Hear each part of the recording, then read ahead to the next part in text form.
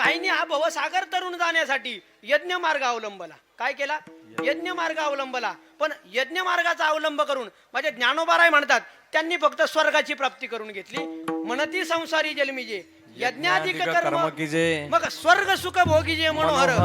तुम्ही यज्ञ केल्याच्या नंतर तुम्हाला स्वर्गाची प्राप्ती होत असते. ज्ञानोबाराय म्हणतात येथा अमरत्व हे सिंहासन ऐरावता सारिके वाहन राजधानी भुवन अमरावती. जिथं चिंतामणीच्या सडका आहेत, कामधेनू सारख्या गायींचे त्या ठिकाणी खिल्लारे, कल्पवृक्षाचे मायबाप त्या ठिकाणी बागेच्या बाग आहेत.